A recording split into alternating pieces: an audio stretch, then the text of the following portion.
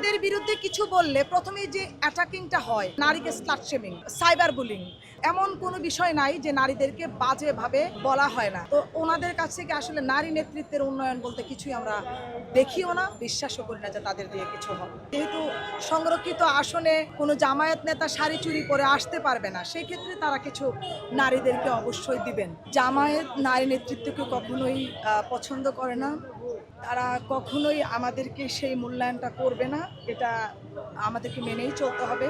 তারা মুখে বলে অনেক কিছু।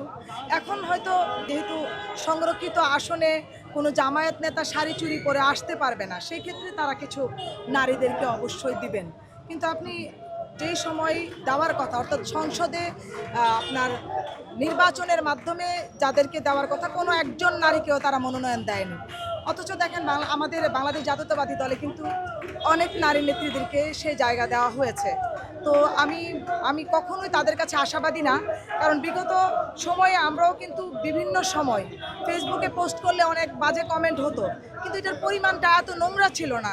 এখন আমরা একটা কথা বললে, একটা কিছু পোস্ট করলে দলের তাদের বিরুদ্ধে, দেখুন, সমালোচনা না থাকলে আপনি সংশোধিত হবেন কিভাবে? সমালোচনার জায়গা তো রাখতে হবে।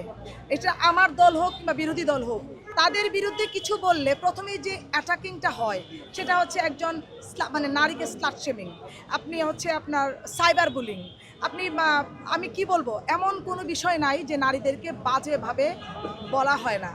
তো ওনাদের কাছ থেকে আসলে নারী নেতৃত্বের উন্নয়ন বলতে কিছুই আমরা দেখিও না, বিশ্বাসও করি না যে তাদের দিয়ে কিছু হবে। বহুদলীয় গণতন্ত্রের প্রবক্তা শহীদ রাষ্ট্রপতি জিয়াউর রহমান বহুদলীয় গণতন্ত্রের সাথে সাথে গণতান্ত্রিক চর্চাটা, রাজনৈতিক গণতান্ত্রিক চর্চার সুযোগ দিয়েছেন।